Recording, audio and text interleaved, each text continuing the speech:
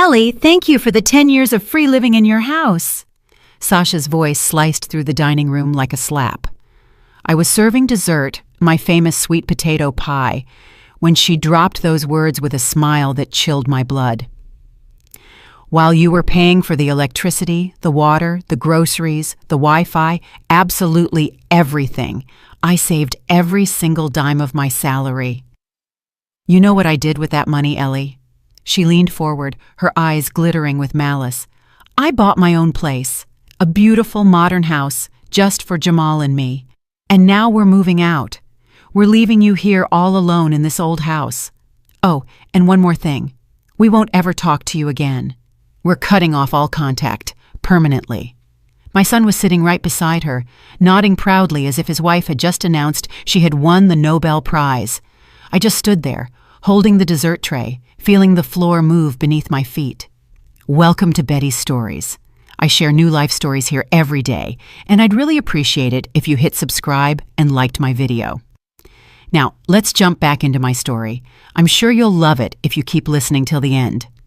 My name is Eleanor, but everyone calls me Ellie.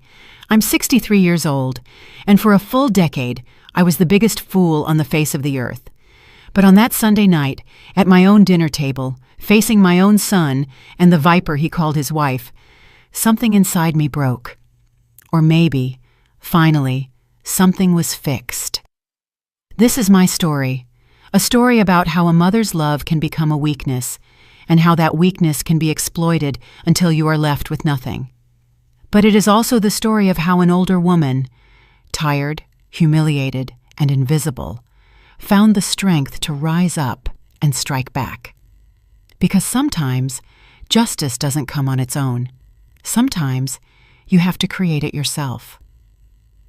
I've always been a simple woman.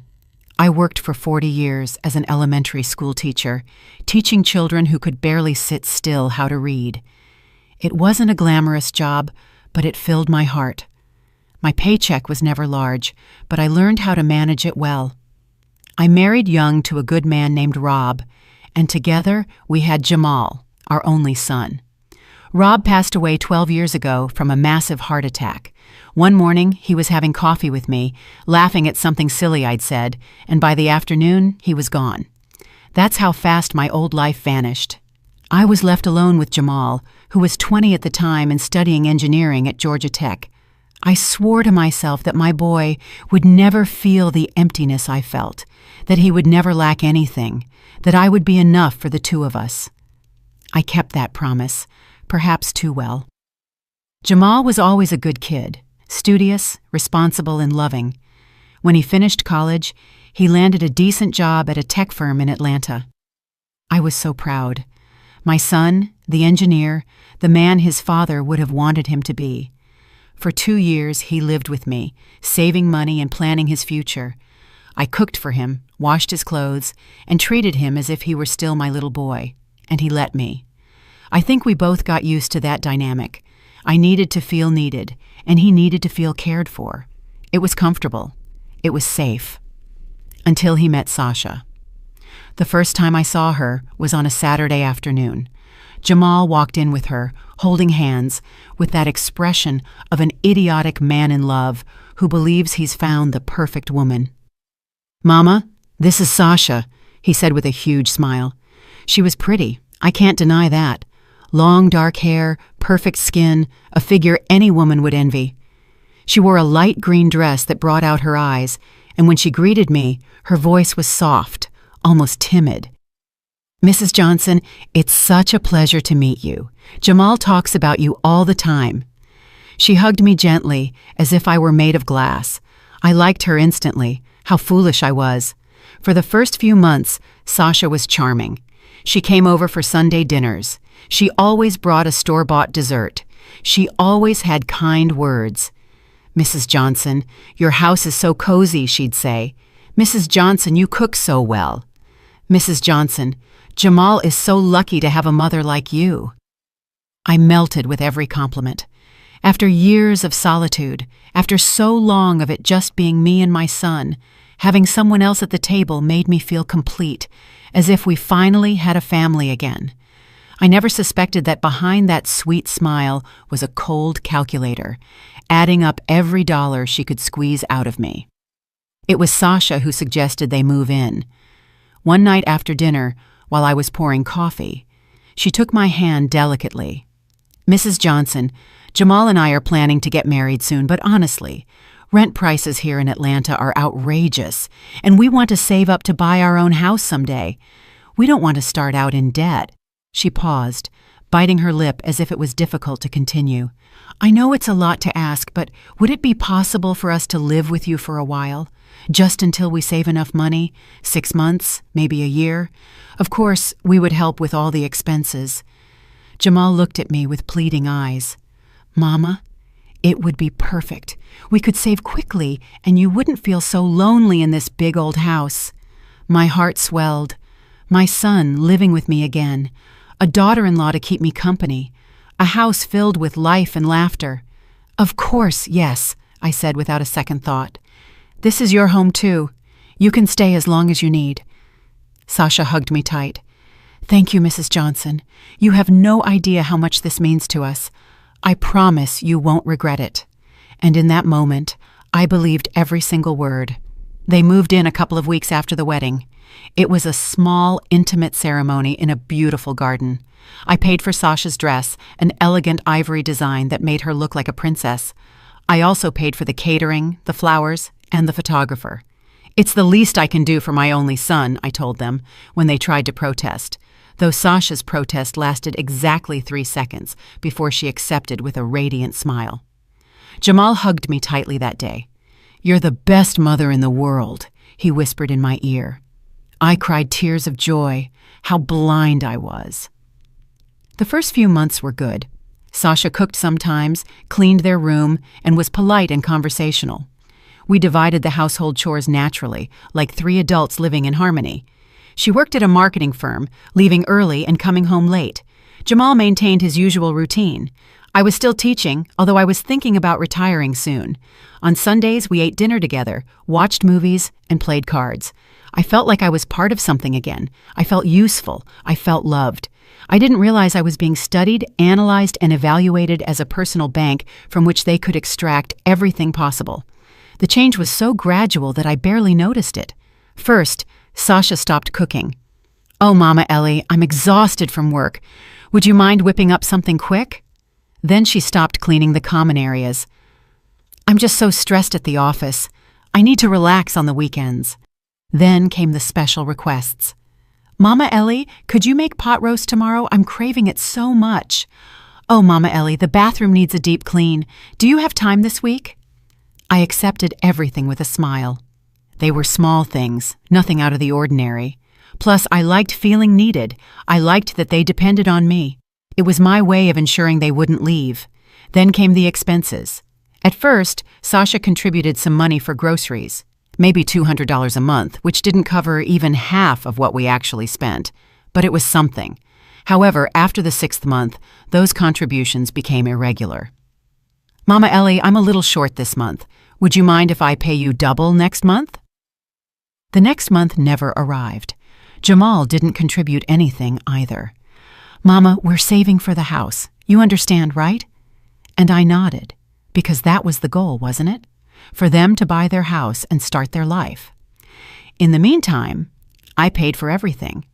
The electricity bill, which skyrocketed because Sasha left the air conditioning running all day. The water bill, because now she took 2 showers a day. The gas bill, because I was cooking for 3 instead of 1. The internet plan was upgraded because Sasha needed faster speed to work from home. The groceries that used to cost me $300 a month now reached $800. I watched my savings slowly dwindle, but I told myself it was temporary, that they would soon leave and everything would go back to normal. Sasha started changing in other ways too. She became more demanding, more critical. She stopped calling me Mrs. Johnson after the first year. "This stew is too salty. Can you make another one?" "Oh, Ellie, why didn't you dust the living room? I have friends coming over tomorrow." She no longer asked, she ordered. And like a fool, I obeyed. Jamal never said a word. When I tried to talk to him about his wife's behavior, he defended her. "Mama, Sasha works hard. She's stressed. Don't be so sensitive." Every time I mentioned the expenses, he deflected the conversation. "Mama, we talked about this. We're seriously saving. Just a little more time." A little more time turned into 2 years, then 3, then 5. Sasha started inviting friends over, young women, done up with makeup, loud, who laughed hysterically in my living room while I served them coffee and cookies. I listened to them talk about their shopping sprees, their trips, their perfect lives. Sasha showed off her new clothes, her expensive shoes, her designer handbags. "Where do you get all that money?" one of her friends asked once. Sasha laughed. "I have my secrets. Let's just say I know how to manage my resources very well." They all laughed as if it were the most ingenious joke in the world. I was in the kitchen washing dishes, wearing the same worn dress I'd owned for 5 years because I couldn't afford to buy new clothes. All my money went into maintaining that house, into feeding 2 adults who earned more than I did and contributed absolutely nothing. Sundays were still sacred, or so I thought. It was the only day when the 3 of us sat together without rushing, without distractions. I cooked all day, preparing Jamal's favorite dishes, striving to create those moments of family connection I longed for. But Sasha always found something to criticize. "This chicken is a little dry, Ellie. The potatoes need more salt. The salad has too much vinegar." Never a thank you, never a compliment, just criticism wrapped in a fake smile.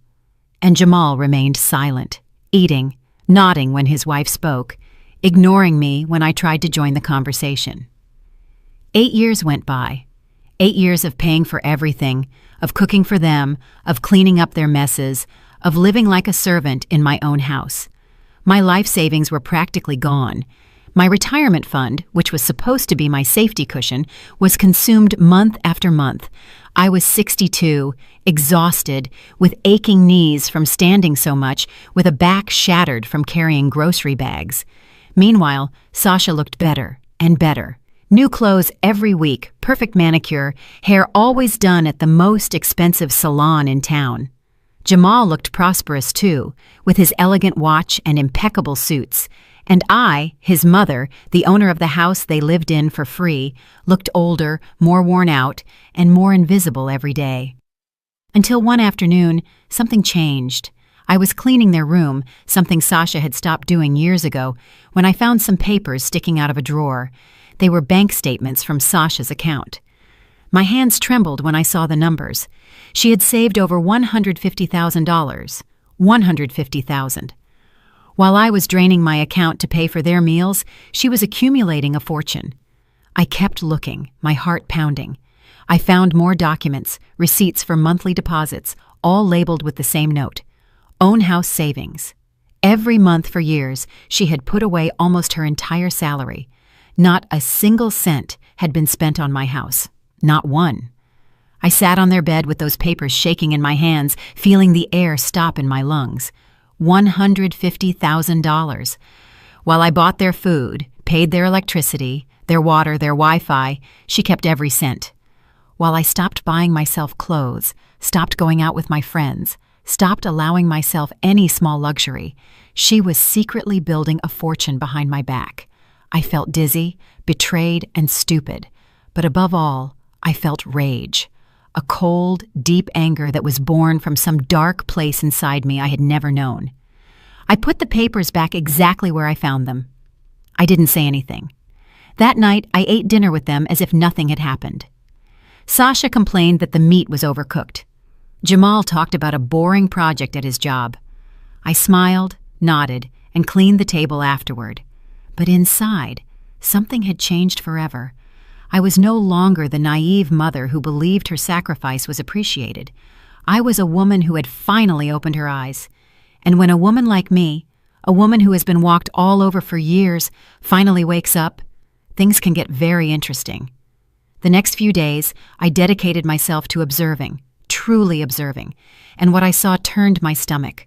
Sasha wasn't just selfish, she was cruel.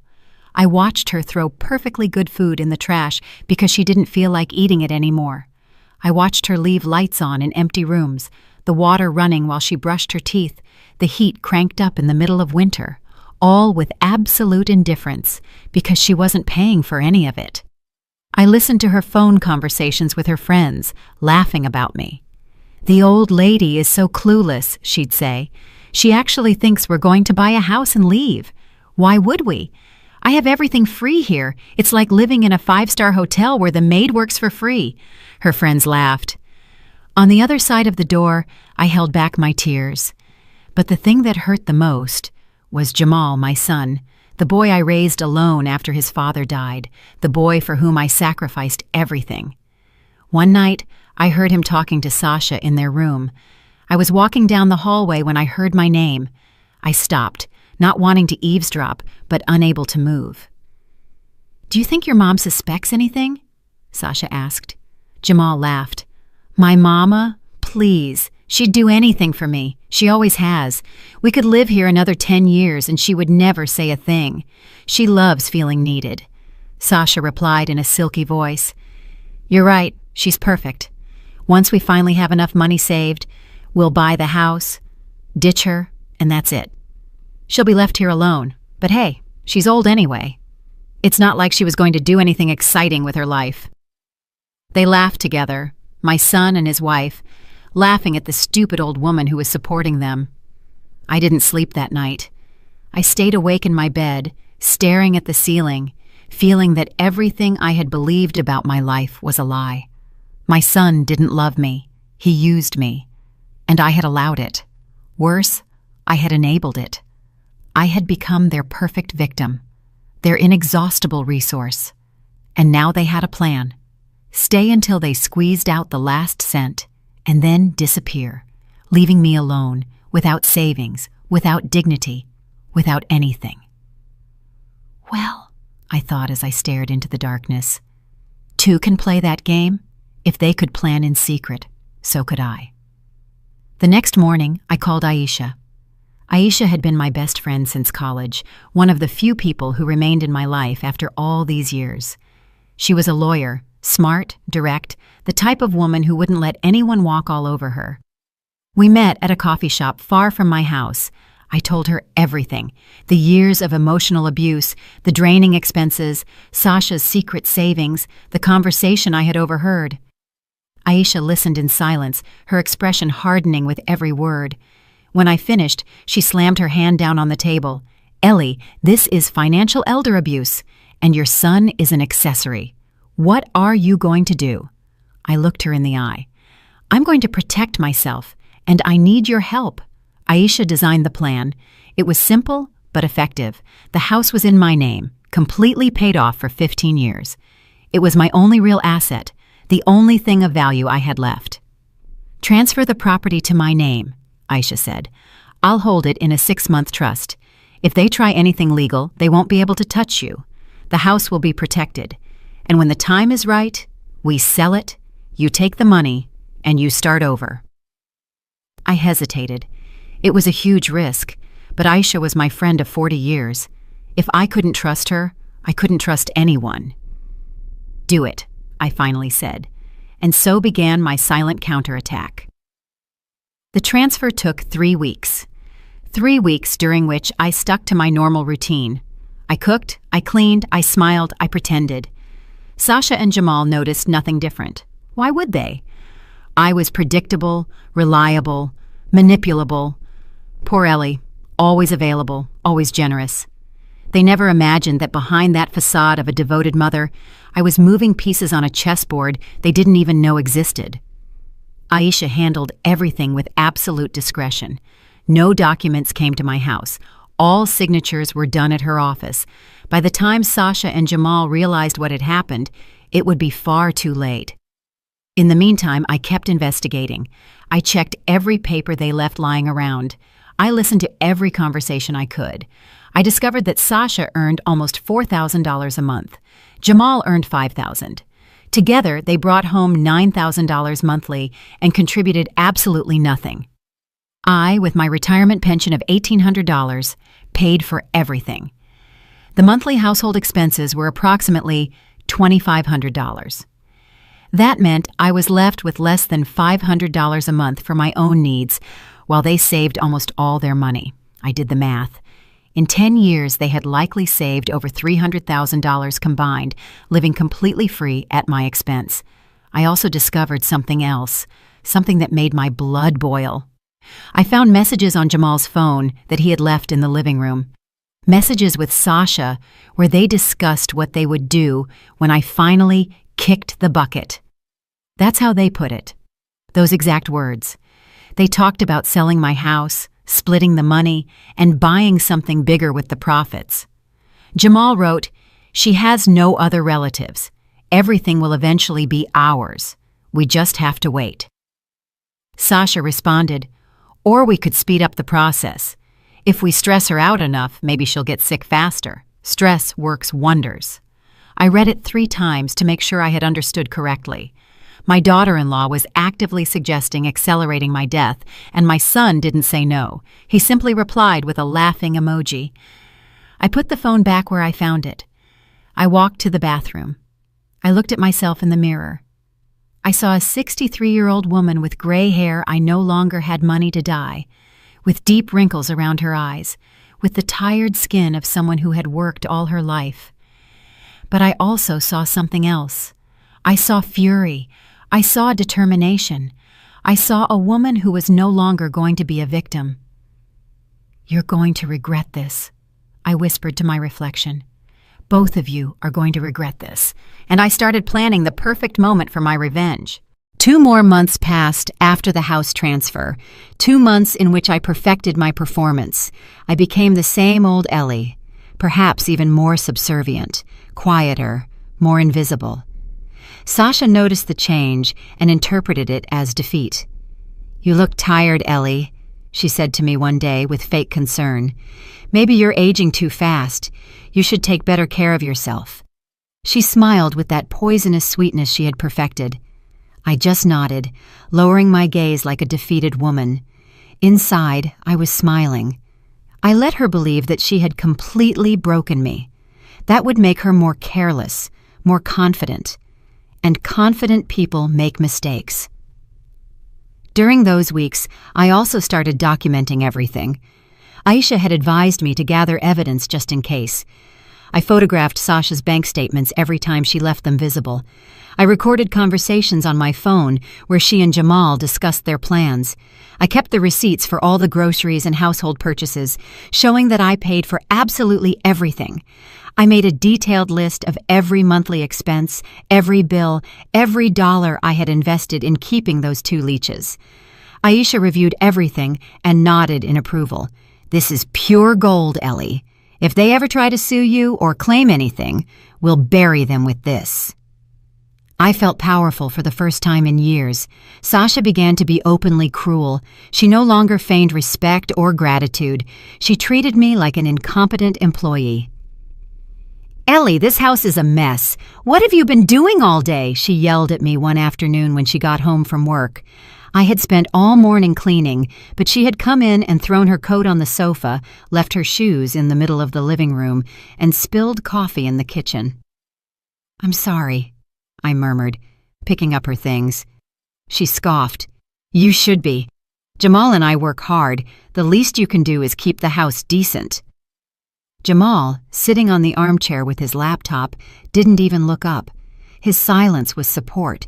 His indifference was complicity. One night, I heard Sasha talking to someone on the phone. She was in her room, but her voice was loud enough for me to hear from the hallway. "Yeah, Mom, we almost have enough money. 1 more year, maybe less, and we'll buy our dream house. The old lady? Don't worry about her. When we leave, we'll never see her again. I already talked to Jamal. We're cutting off all contact, changing our numbers, blocking her social media, everything. She'll be left alone in that old house with her memories and her bitterness. Honestly, I don't know how she lasted so long being so pathetic." She laughed, that high-pitched, unpleasant sound that I had grown to despise. My hand clenched the edge of the wall. I breathed deeply.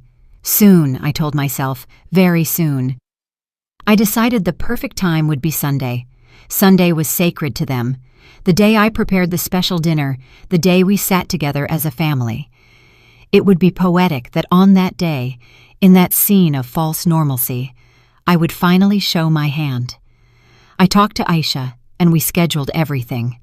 She would have the documents ready, the evidence organized, everything prepared for the confrontation. "Are you sure you want to do it this way?" she asked me. "You could just leave them a letter and be done with it. Walk away without giving them the satisfaction of a confrontation." I looked at her squarely. "No, Aisha. I need to see their faces. I need them to know I'm not the fool they thought I was. I need my moment." She smiled. "Then you'll have it." The Saturday before the big day, Sasha did something that almost made me lose control early. She came home with shopping bags, new clothes, expensive shoes, designer handbags, all bought with the money she had saved while I paid for her food. She paraded through the living room, modeling each item. "What do you think of this coral dress, Ellie?" she asked, twirling. It was beautiful. It probably cost more than $500. "It's very nice," I said with a neutral voice. She laughed. "I know. I'm going to wear it to the housewarming party for our new place. It's going to be spectacular. Too bad you won't be invited."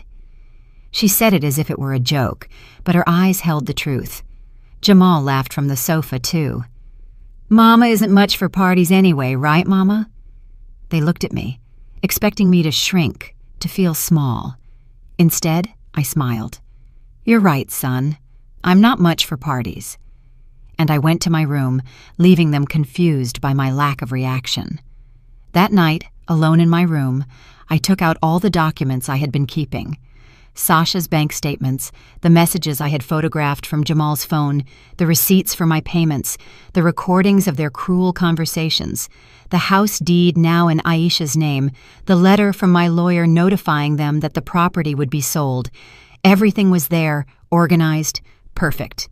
Tomorrow, I thought, tomorrow, everything changes. I went to bed early but couldn't sleep. The anticipation kept me awake. It wasn't nervousness. It was excitement. For the first time in 10 years, I was in control. Sunday arrived with a gray sky, appropriate for what was to come. I woke up early and started cooking.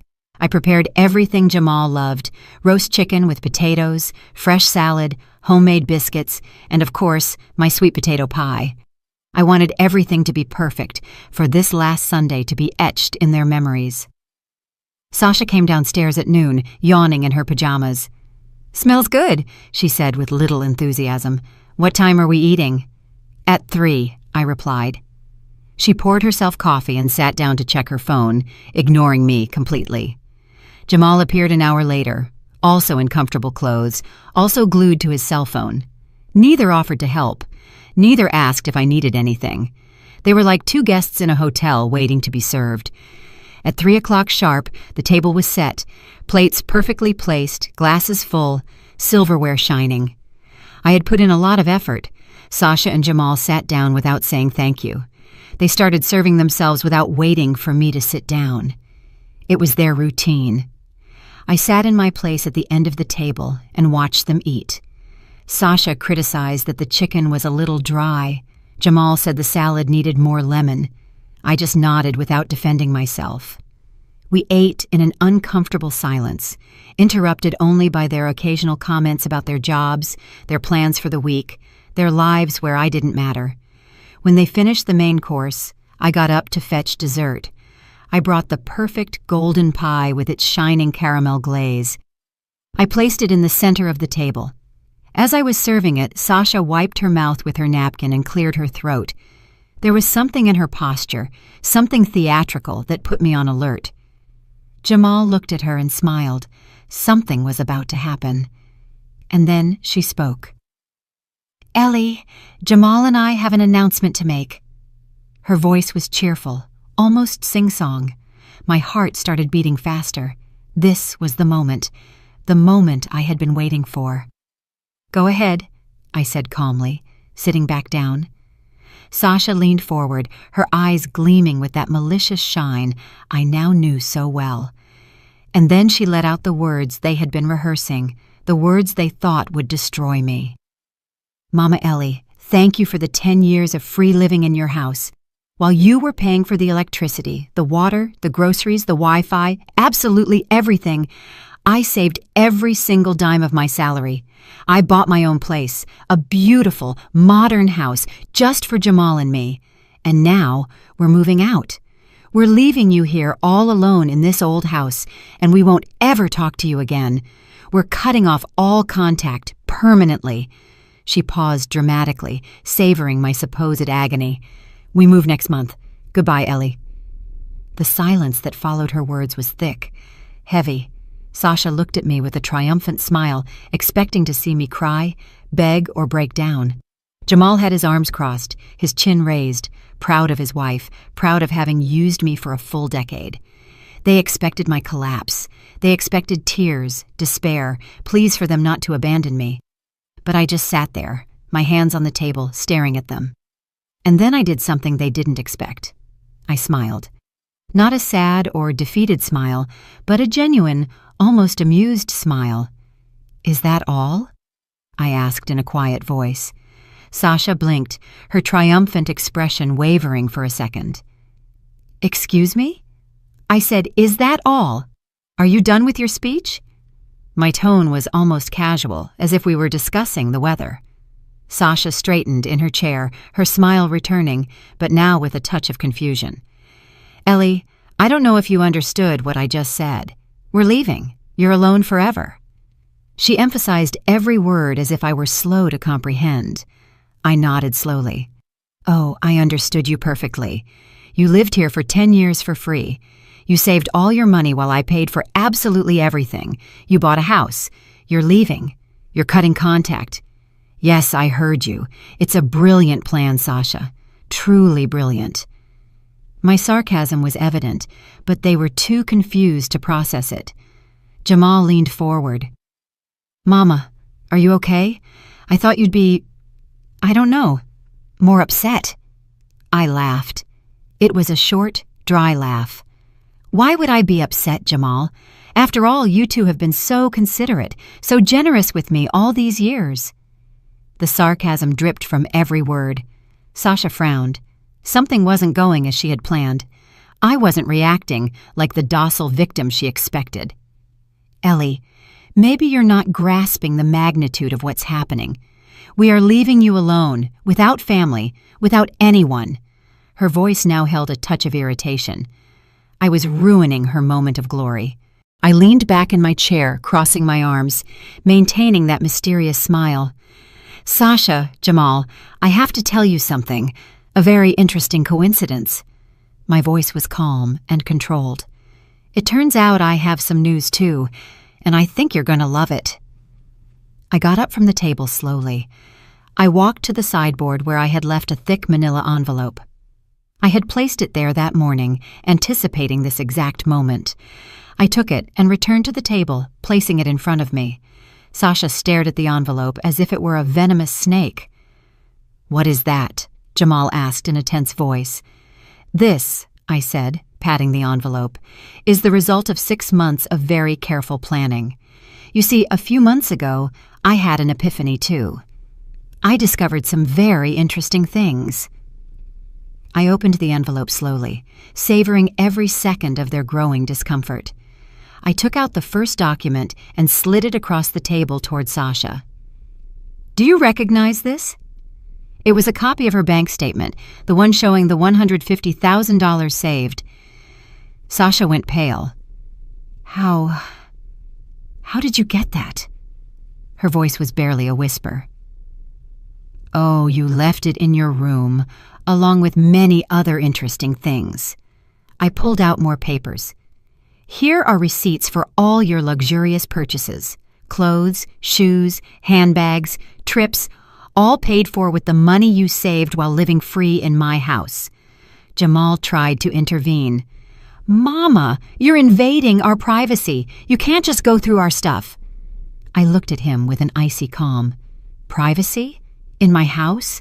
The house I paid for, that I maintained, where you lived without contributing a single cent for 10 years? Don't talk to me about privacy, Jamal." I took out another document. "But wait, there's more. This is particularly interesting." It was a printed transcript of the messages between Jamal and Sasha, where they talked about waiting for me to kick the bucket to sell my house. The messages where Sasha suggested that stress could accelerate my death. I placed it in front of Jamal. "Would you like to explain this?" His face lost all color. He opened his mouth, but no sound came out. Sasha tried to regain control. That was taken out of context. It was just a stupid joke." "A joke?" My voice rose for the first time. "Conspiring about my death is a joke?" I stood up from the chair, bracing my hands on the table, leaning toward them. "Let me tell you what's not a joke. 6 months ago, after discovering your little plan, I did something very smart. I transferred the ownership of this house to my lawyer, Aisha's name." The shock on their faces was instantaneous and absolute. "What?" Sasha jumped up, her chair falling backward with a loud crash. "That's impossible! This house is yours." "It was mine," I corrected with satisfaction. "It's now in a trust under Aisha's name, and she, following my instructions, is going to sell it." Jamal finally found his voice, though it sounded strangled. "You can't do that. I'm your son. I inherit this house." I laughed, a long, bitter laugh. "Inherit? Oh, Jamal, sweet, naive Jamal, you don't inherit anything anymore." I pulled another document from the envelope. "This is my updated will signed 4 months ago. I have completely removed you as a beneficiary. Every cent I have, every asset, every possession goes to charitable foundations. You receive nothing." I saw the exact moment reality hit him. His eyes widened, his mouth dropped open. "No, Mama, you can't." "Yes, I can. And I did." I turned to Sasha. "And as for you, my dear daughter-in-law, I have something special." I pulled out a detailed report. "This is a complete record of every dollar I spent maintaining this house over the last 10 years. Electricity, water, gas, groceries, Wi-Fi, repairs, taxes. It all adds up to approximately $250,000. Sasha recoiled as if I had slapped her. "So what? We don't owe you anything. You offered us to live here, right?" I nodded. "I offered you to live here temporarily while you saved for your own house, with the implicit agreement that you would contribute to expenses, which you never did. And now I discover that you not only didn't contribute, but you consciously exploited me, planning to abandon me without remorse." I pulled the last document from the envelope. "This is a legal notice. The house will be sold in 30 days. You have that time to find a place to live and leave. If you don't do so voluntarily, Aisha will initiate an eviction process." Sasha stumbled, grabbing the back of her chair. Her face had gone from pale to a sickly greenish hue. This can't be happening." Jamal stood up abruptly, his face contorted in fury. "You're a bitter old woman. All we did was accept your help. You offered us to live here." "Yes," my voice was cold steel. "I offered you help. I didn't offer to become your financial slave. I didn't offer to endure years of humiliation, exploitation, and cruelty. And I definitely didn't offer you the opportunity to laugh at me while planning to abandon me and cut me out of your lives forever." Sasha started hyperventilating. No, this wasn't in the plan. We... You what?" I interrupted her. "You thought I was too stupid to notice, too weak to defend myself.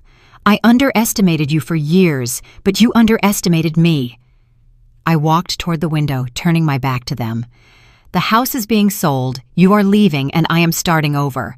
With the sale money, I'll buy a small apartment for myself, something manageable without parasites." Sasha suddenly lunged at me, grabbing my arm. "Ellie, please, we can fix this. I'll pay everything we owe you, the $250,000. I promise." I looked at her with contempt. "With what money, Sasha?" "Oh, right, with the $150,000 you saved living here for free. But wait, that doesn't even cover everything you owe me. Plus, you already bought your new house, remember? I'm sure you used those savings as a down payment." Her silence confirmed it.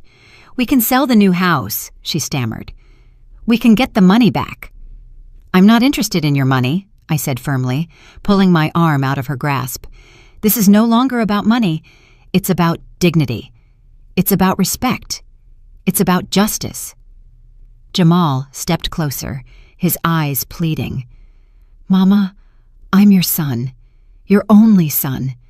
Dad would have wanted us to support each other." Those words were the final straw. I turned on him with a fury I had been containing for years. "Don't you dare mention your father. He would be ashamed of what you've become. A man who lets his wife abuse his mother.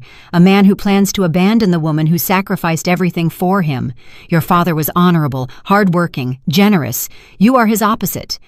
Jamal recoiled as if I had physically struck him. Sasha started crying, dramatic, loud sobs. "This is so unfair. You're going to leave us on the street." "No," I corrected. "You two have high-paying jobs. You have savings. You have your beautiful new house that you bought with the money you got by exploiting me. You won't be on the street. You'll be exactly where you plan to be. It's just that I won't be staying here alone, miserable, waiting for you to forget me. I'm moving on too." Sasha sank into her chair, still crying, though now her sobs sounded more like rage than sadness. Jamal paced the room, running his hands through his hair, muttering incoherent things. I remained standing, firm, watching them crumble. This was exactly what I had imagined during all those months of planning, seeing them lose control, seeing them realize that their perfect victim had turned out to be far smarter than they had ever anticipated. "I'm not finished yet," I said in a quiet voice. They both looked up, their faces showing a mixture of fear and desperation. "There are a few more things you need to know." I walked back to the table and took out an additional folder I had kept hidden. During these last few months, I didn't just transfer the house and update my will. I also did some other interesting digging. I opened the folder and took out several documents with official seals. For example, I discovered that for the last 3 years, Jamal, you gave me money supposedly to help with household expenses, remember? You gave me $200 every month and said it was your contribution. Jamal nodded nervously, not understanding where I was going. "Well, it turns out Sasha took that money from my purse as soon as I put it away. I found it registered in her bank deposits, small amounts, $200 monthly for 3 years. That adds up to more than $7,000. Sasha jumped up. "That's a lie." "Is it a lie?" I pulled out the bank statements with the dates highlighted. Each deposit matches exactly the day after Jamal gave me the money. Care to explain that coincidence? The silence was deafening. Jamal looked at Sasha with an expression of utter confusion. "Sasha, is that true?" She stammered, searching for an excuse, but found no credible one. I needed that money to save faster." "You were stealing from my mother." Jamal's voice rose. "I thought I was helping with the house expenses, and you were stealing it." I saw the rift forming between them and decided to widen it a little more. "Is there anything else I should know, Jamal? That house you bought, the one you were bragging about a few minutes ago, whose name is it in?" Sasha paled again. Jamal looked at her. "It's in both our names. Obviously, we're married." "Are you sure?" I asked with false innocence. "Maybe you should check the property documents." Jamal turned toward Sasha. "What is she talking about?" Sasha tried to laugh, but it sounded forced and nervous. "Don't listen to her. She's trying to break us up. It's obvious the house is in both our names." "Then you won't mind if Jamal verifies the documents right now," I said, crossing my arms. "In fact, why don't you bring them down? They must be in your room with the rest of your important papers." Sasha froze. I don't know exactly where they are right now." Jamal was already walking toward the stairs. "I know where you keep the important documents. I'm going to look for them."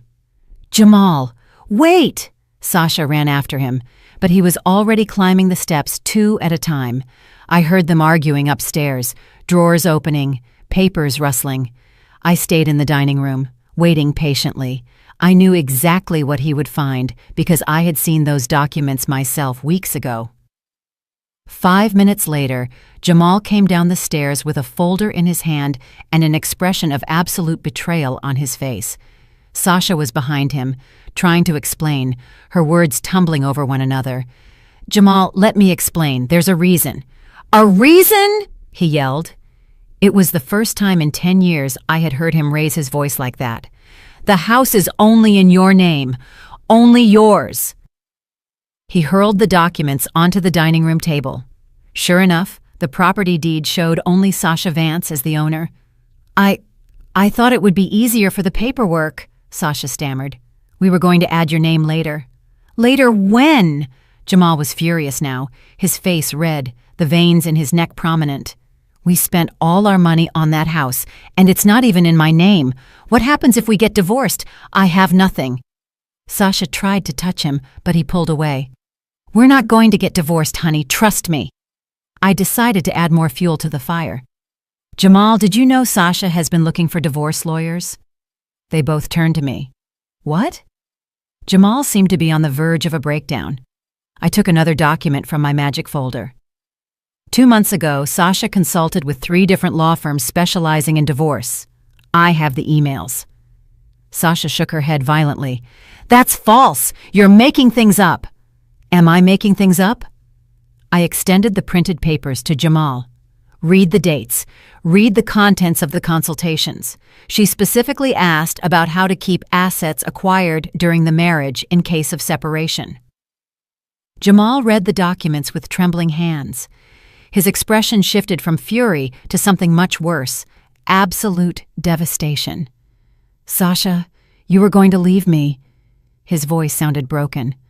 All this time, you were planning to ditch me once we had enough money.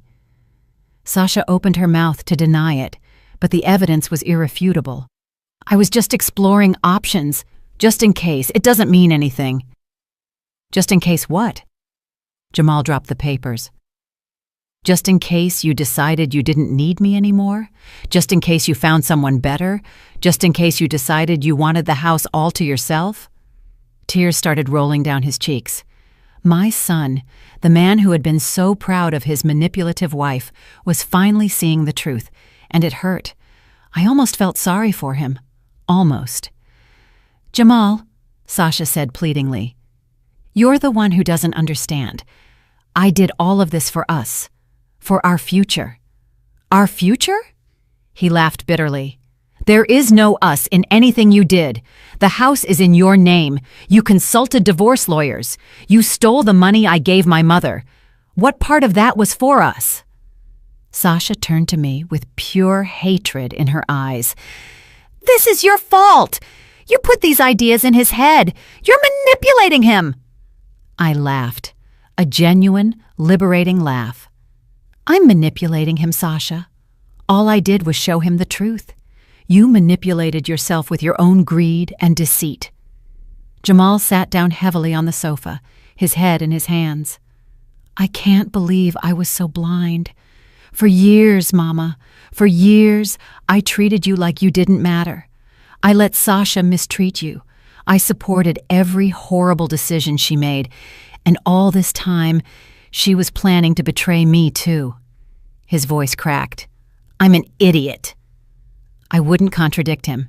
He was an idiot, but he was also my son, and a very small part of me felt compassion for him.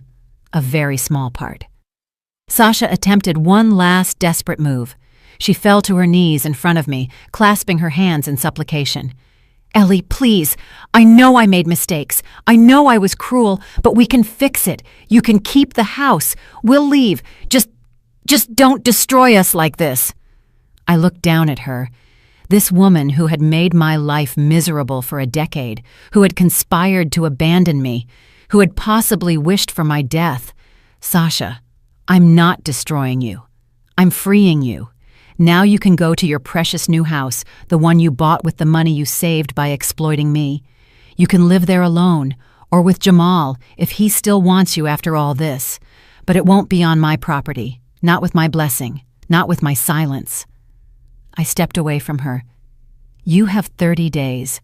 I suggest you use them wisely. Jamal looked up, his eyes red and swollen. Mama, I'm sorry. I know it doesn't mean anything now, but I'm so sorry. I looked at him for a long moment. This was the boy I had carried in my arms, the boy I had taught to read, to ride a bike, to be a good man. Somewhere along the way, I had failed, or maybe he had chosen to fail. I wasn't sure which was worse. Jamal, your apology doesn't change anything. Actions have consequences. For 10 years you treated me like a personal bank, like a maid, like something less than human. And you did it consciously. You can't undo that with, "I'm sorry." He nodded slowly, accepting the truth of my words.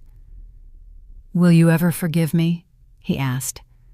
I considered his question carefully. Maybe someday, but that day is not today. And forgiveness doesn't mean things go back to the way they were.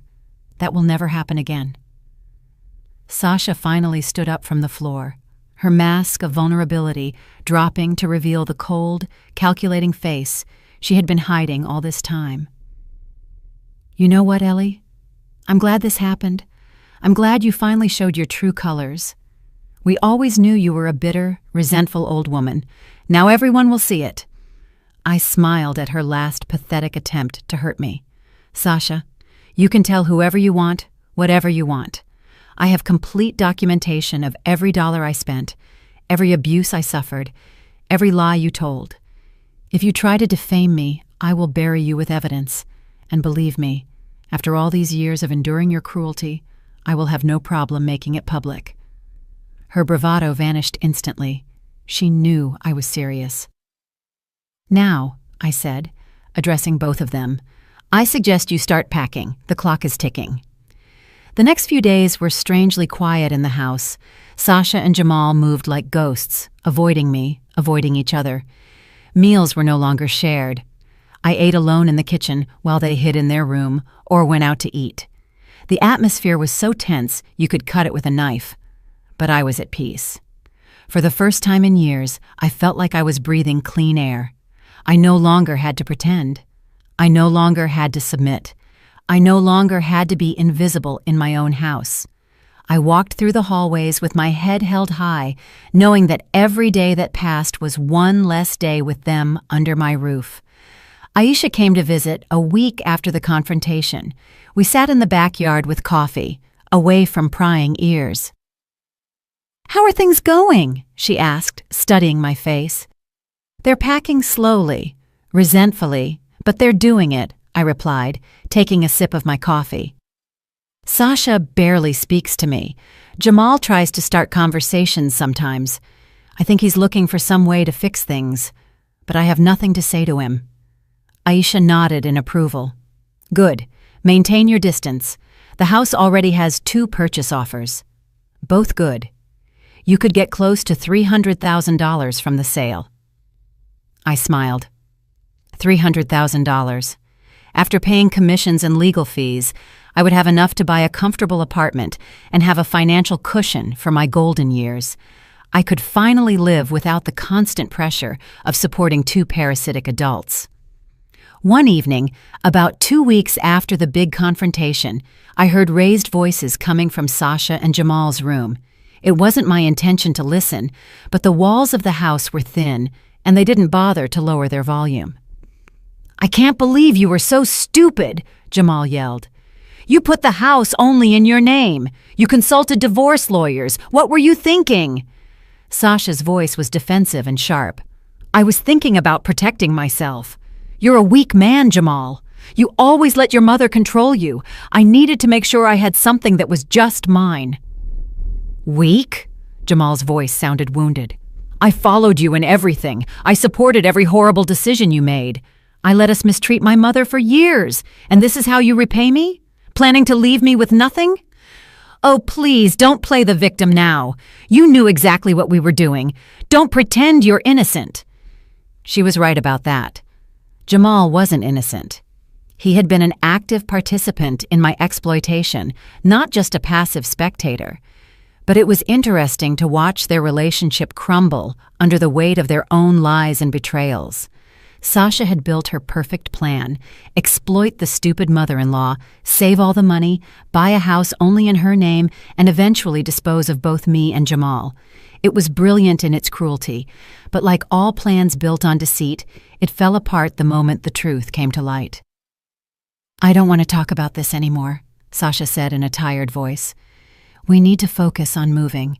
We have less than 2 weeks." "Moving to a house that is only yours," Jamal replied bitterly.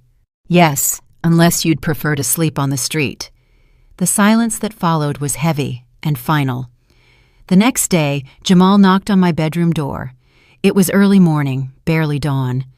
"Mama, can I talk to you?" His voice was soft, almost childlike. It reminded me of the boy who used to wake me up on Saturdays, asking me to make him pancakes. I opened the door, but didn't invite him in. "What do you need, Jamal?" He looked terrible, deep circles under his eyes, unshaven stubble, wrinkled clothes. "I just wanted to tell you that Sasha and I are probably getting separated." I didn't show any emotion. "That's between the two of you. I know you don't care, and I don't blame you," he continued, looking at the floor. "But I need you to know that I realize now everything we did, how cruel we were. And you were right. Dad would be ashamed of me." His eyes welled up with tears. "I'm ashamed of myself." Part of me wanted to comfort him, hug him, tell him everything would be okay, as I had done 1,000 times when he was a child. But that part was small and buried under layers of pain and betrayal. "Jamal, I appreciate you acknowledging your mistakes. That's a step. But I can't give you the forgiveness you're looking for. Not yet. Maybe never." He nodded, tears falling freely. "I understand. I wanted you to know that I'm sorry. I really am." He turned to leave, but I stopped him. Jamal turned back, hope in his eyes. "Learn from this. Be better. Not for me, but for yourself. Because if you continue down this path, you will end up alone and miserable, with no one who truly loves you." He swallowed hard and nodded before walking away down the hall. I closed the door and leaned against it, feeling the weight of 32 years of motherhood on my shoulders. Sasha, on the other hand, never attempted to apologize or reconcile. She maintained her cold, hostile attitude until the very end. I watched her pack her things with aggressive, brusque movements, muttering insults that I could hear perfectly but chose to ignore. One afternoon, I found her in the kitchen making tea. I decided to try one last conversation, not for her, but for my own peace of mind. "Sasha, did you ever care about me? Even a little bit?" She turned to me, surprised by the question. For a moment, I saw something in her eyes, perhaps a flicker of humanity, but it quickly faded. "Honestly, Ellie, no, I never cared about you. You were a means to an end, a way to live for free while I saved money, nothing more." Her brutal honesty was almost refreshing. "At least you're honest now," I said quietly. "That's more than I expected." She slammed her cup down hard on the counter. "You know what's the most pathetic part of all this? That you allowed it. For 10 years, you let us walk all over you, let us use you, let us humiliate you, let us treat you like trash, and you never said anything. So yes, I used you, but you let me." Her words were designed to hurt me, to make me feel guilty, but they no longer held power over me. "You're right," I said calmly. "I allowed it because I loved my son, and I wanted to believe you were good people. That was my mistake.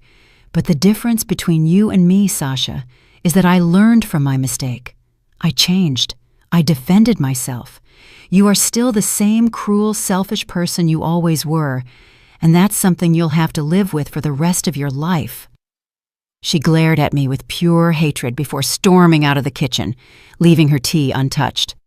The last days before their departure were mechanical, boxes piled in the hallway, furniture wrapped in plastic, the house slowly emptying of their presence. Aisha had coordinated with the moving company to ensure everything went smoothly. I didn't want any last-minute drama. The morning of their move arrived with a bright, clear sky, ironic considering the darkness of the situation. The moving truck arrived at 8 o'clock.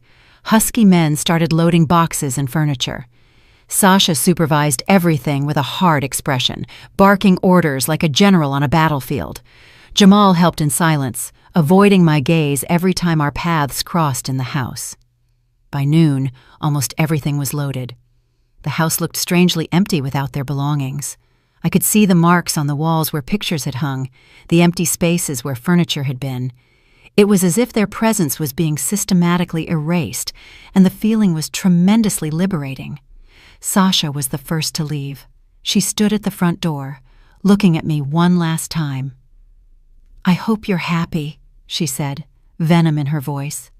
"You destroyed a marriage and left your son with nothing." "No," I corrected firmly. "You two destroyed your own marriage with lies and betrayals. I merely exposed the truth. What you did with that truth was your choice." She scoffed and walked out the door without saying goodbye. I watched her get into her new car, another luxury bought with money saved at my expense, and drive away. I felt no sadness, only relief. Jamal stayed until the end, making sure everything was loaded correctly. When the last piece of furniture was put onto the truck, he approached me. We were standing in the empty living room, our voices echoing against the bare walls. "Mama," he began, his voice trembling slightly, "I know I have no right to ask for anything, but is there any possibility that someday we could have a relationship again?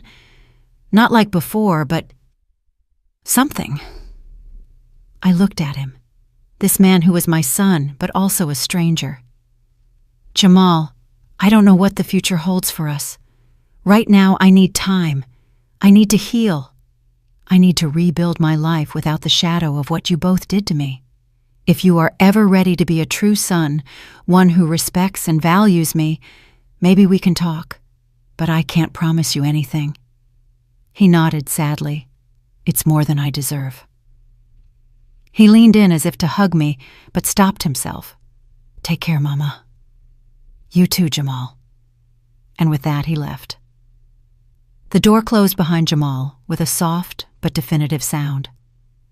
I remained standing in the center of the empty room, surrounded by silence.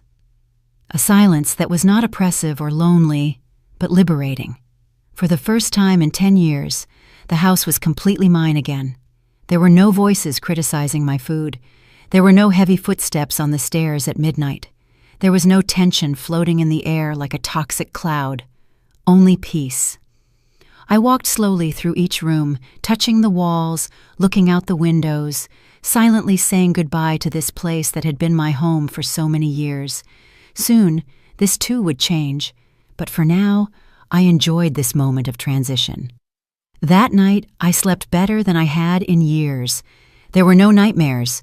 There were no anxious awakenings wondering what new humiliation awaited me the next day. Just deep, restful sleep. When I woke up the next morning, the sun streamed through my window in a way that seemed different, brighter, warmer. I got up without rushing. I made coffee just for myself. I sat at the kitchen table, which had once been the scene of so many tense dinners, and I simply existed. I existed without demands, without criticism, without having to be invisible. It was glorious. I called Aisha to update her on the sale process. "The offers are still firm," she informed me. "We can close the sale in 2 weeks if you're ready." I was ready, more than ready. The following days, I dedicated myself to looking for my new home. Aisha accompanied me to see several apartments. Some were too big, others too expensive, others in areas that didn't convince me. But finally, we found a perfect one. It was a 2-bedroom apartment in a modern building with lots of natural light, a small but functional kitchen, and a terrace overlooking a park.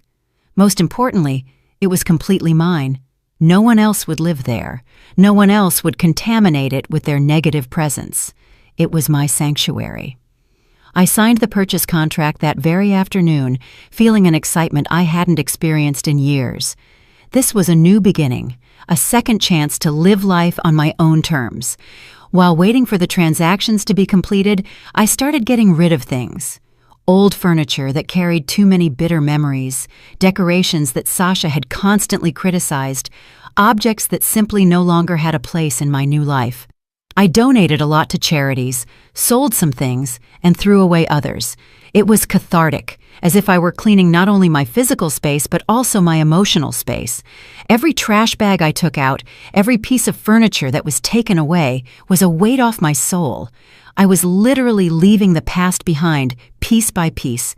One afternoon, while organizing old papers, I found photos from when Jamal was a child, pictures of his first day of school, of birthdays, of family vacations when Rob was still alive. My heart tightened when I saw them. This was the boy I had loved unconditionally, the boy who had been my entire world. At what point had he turned into the man who had betrayed me so deeply? I sat on the floor, surrounded by these photographic memories, and for the first time since the confrontation, I cried. I didn't cry for what I had lost, but for what I had never truly had. I had believed we had a special relationship, mother and son, but now I understood that it had been mostly one-sided. I gave, and he took and took, without truly valuing the sacrifice. It was a painful truth, but a necessary one to accept. I kept some photos, the ones from when Jamal was little, when he was still innocent. I left the rest in a box that I planned to give him eventually if we ever spoke again. They were his memories too, even if they were stained by what he had done later. As I was putting the box away, my phone rang. It was an unknown number. I hesitated before answering, but something made me press the green button. "Hello, Ellie." It was a male voice I didn't recognize immediately. "Yes. Who is this?" "It's Clarence, from the library book club. We met a few months ago." I vaguely remembered him. I had attended a couple of club meetings before the situation at home became so unbearable that I stopped going. Clarence was an older man, a widower, always kind and with interesting opinions about the books we discussed. "Oh, yes, Clarence. How are you?" I asked, curious as to why he was calling me. "I'm well, thank you. Look, I noticed you stopped coming to the meetings, and I got your number through the librarian. I hope you don't mind me calling." His voice sounded genuinely concerned. "We wanted to know if you were okay, and if you planned to return to the club. Your perspective on the books was always very refreshing." I was pleasantly surprised that someone had noticed my absence. "That's very kind of you to ask, Clarence. I've been going through some major changes in my life, but the truth is, I'd love to come back to the club." "Excellent," he replied enthusiastically. "Our next meeting is next Thursday. We'll be discussing 100 Years of Solitude. Would you like to come?" I smiled. It had been so long since I had smiled about something genuinely positive. "I'd love to. I'll be there." After hanging up, I realized I had been so consumed by the situation with Sasha and Jamal that I had abandoned all the things that made me happy. The book club, the walks in the park, the coffee afternoons with the few friends I still had. I had let them steal not only my money and my peace, but also my social life, my hobbies, and my identity outside of being their victim. But that was ending now. With my new life in a new apartment, I would reclaim everything I had lost and more. Thursday arrived quickly. I got dressed with care, choosing a simple lavender dress that made me feel good. I arrived at the library with the book under my arm and butterflies in my stomach. It was ridiculous to be nervous about a book club, but I had been isolated for so long that any social interaction felt significant. The group welcomed me warmly. Clarence was there, smiling broadly when he saw me walk in. "Ellie, what a joy that you came!" He introduced me to some new members who had joined since my absence. We spent the next 2 hours discussing Garcia Marquez's masterpiece, laughing, debating, and sharing interpretations. I felt alive, in a way I had forgotten was possible. Clarence had fascinating opinions on magical realism, and we found ourselves talking even after the official meeting ended. "Would you like to grab a coffee?" he asked me as we put away the chairs. "There's a charming coffee shop 2 blocks from here." I hesitated for only a second before accepting. I would love to. The coffee shop was cozy, with exposed brick walls and the aroma of freshly brewed coffee floating in the air. We sat by a window and ordered our drinks. Clarence told me about his life. He had been an engineer. He had been retired for 5 years. His wife had passed away from cancer 3 years ago. He had 2 adult daughters who lived in other states and visited him regularly. He liked to read, walk, and had recently started taking dance classes. "What about you?" he asked with genuine interest. "What have you been doing these months?" I told him about my situation in general terms. I didn't go into all the sordid details, but I explained that I had been living with my son and his wife, that the situation had become unsustainable, and that I was now in the process of starting a new life in a new apartment. He listened without judgment, nodding at the appropriate moments. "It sounds like you made a very brave decision," he said when I finished. "It's not easy to make big changes at our age, but sometimes it's necessary for our happiness." His words were simple but comforting. "You know what?" he continued. "I'm organizing a small group of people to go salsa dancing this Saturday. It's at a club that offers free lessons before the social dance starts. Would you like to come? You don't have to dance if you don't want to, but it's fun, and the energy is wonderful." Dancing. I hadn't danced since before Rob died, but the idea excited me instead of scaring me. "You know what, Clarence? I would love to go." His smile widened. "Perfect. I'll pick you up at 7. We exchanged phone numbers and said goodbye with a cordial hug. As I walked back to my almost empty house, I felt lighter than I had in years. Saturday arrived, and with it, the nerves. I tried on 3 different dresses before deciding on a peach-colored one I had bought years ago, but had never worn. I did my hair, put on a little makeup, and when Clarence rang the doorbell at 7 o'clock sharp, I felt ready for this new adventure.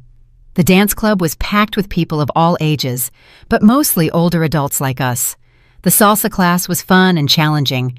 Clarence was a surprisingly good and patient dancer, guiding me through the basic steps with constant encouragement. "You're doing great," he would tell me every time I stepped on his feet, which was with embarrassing frequency. But I didn't care. I was laughing, moving, feeling the music, living. When the class ended and the social dance began, Clarence took me out on the floor several times. We weren't perfect. We stumbled and laughed at our mistakes, but it was perfect in its imperfection. Over the next few weeks, my life transformed in ways I had never imagined. The sale of the house was completed without a hitch. Aisha handled everything with her characteristic efficiency, ensuring every paper was in order, every signature in place. The day I received the check for the sale money, almost $300,000 after all expenses, I stared at it for several minutes. This money represented more than just a financial transaction. It represented my freedom, my independence, my future. I was no longer tied to a painful past. I could start over, on my own terms, owing nothing to anyone. The move to my new apartment was surprisingly simple. Since I had sold or donated most of my old belongings, I only needed a small truck to transport the essentials. Clarence offered to help, and together with Aisha and a few friends from the book club, we turned what could have been a stressful day into a joyful experience. We carried boxes, assembled furniture, and hung pictures. Aisha brought pizza for everyone, and we ended up sitting in my new living room, eating and laughing as if we were old friends, celebrating something special. And I guess that's exactly what we were doing. We were celebrating my rebirth. I decorated the apartment exactly how I wanted it. Bright, light colors that Sasha had always criticized as being too simple. Plants in every corner because they made me happy, regardless of whether someone said it was unnecessary work. Photos on the walls of happy moments, of trips I wanted to take, of dreams I could still fulfill. Every corner of that space reflected who I truly was, not who someone else had wanted me to be. The terrace became my favorite place. I sat there every morning with my coffee, looking at the park, watching life go on, feeling grateful to be a part of it again.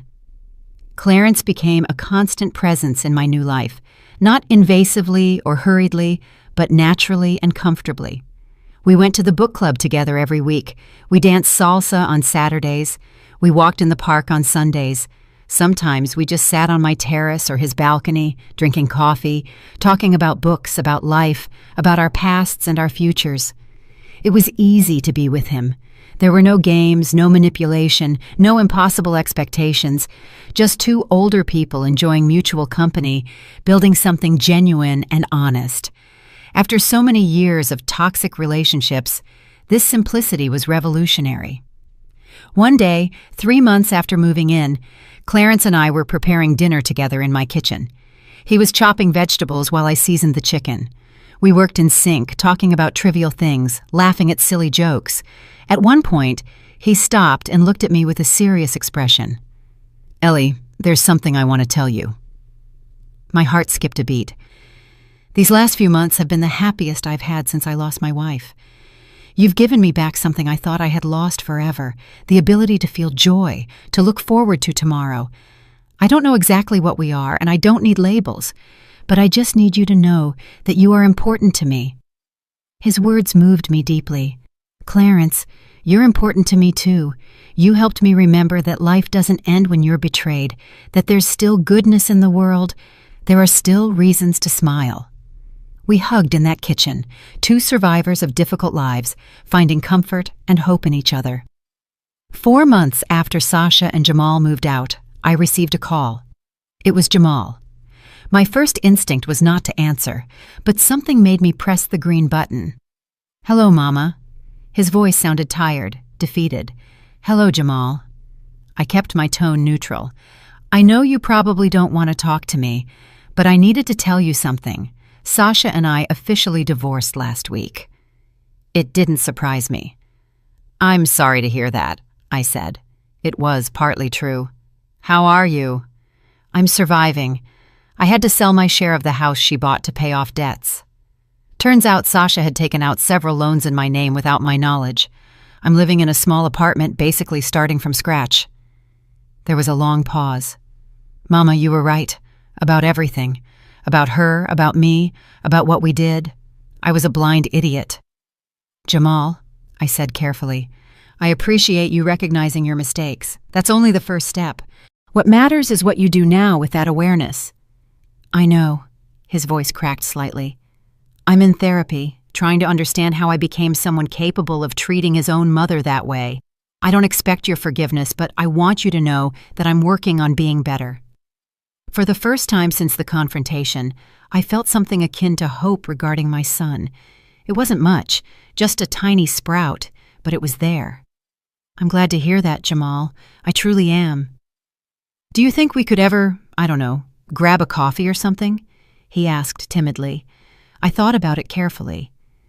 "Maybe when you are ready to be the son I always needed, not the one you were. When you can look at me as a person who deserves respect, not as a resource to exploit, then, yes, we could have coffee." "I understand. Thank you for not completely closing the door. Jamal, you are my son. There will always be a small window open, but rebuilding what was broken will take time. A lot of time. I know, and I'm willing to wait." We ended the call shortly after. I didn't feel the sharp pain I expected. Instead, I felt something like closure. My son was facing the consequences of his actions, learning hard but necessary lessons. Maybe someday we could have some kind of relationship, but even if that didn't happen, I would be fine either way. I no longer needed his validation or love to feel complete. I had myself, and finally, that was enough. 6 months after starting my new life, I was sitting on my terrace on a spring afternoon. The park below was full of families, children playing, couples walking. Clarence would be over soon for our weekly walk. Aisha had called that morning to invite me to dinner with her and her family next weekend. The book club was planning a trip to attend a literary festival in the neighboring city. My calendar was full of plans, of life, of joy. I looked around my small apartment, my personal sanctuary, and smiled. I had lost a lot in those 10 dark years with Sasha and Jamal: money, time, dignity, peace of mind. But what I had gained by freeing myself was invaluable.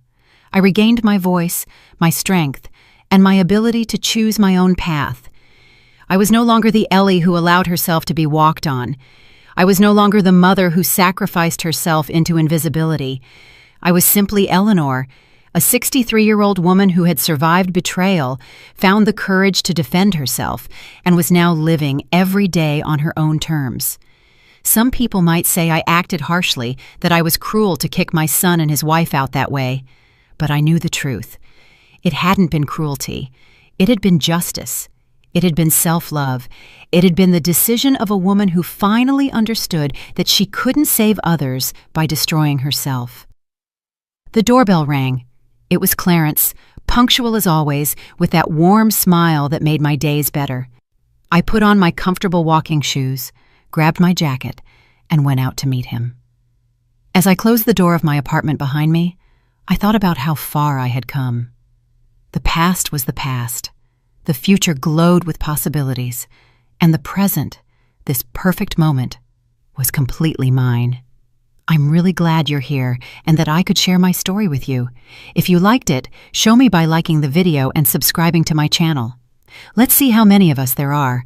Write in the comments which city you're watching from and what time it is. I'm so curious to know where all you wonderful people are tuning in from. If you want to support me a little extra, you can also send a small donation. I share new life stories for you every single day. And now, 2 of my most popular stories will pop up on the screen so you can choose what to watch next.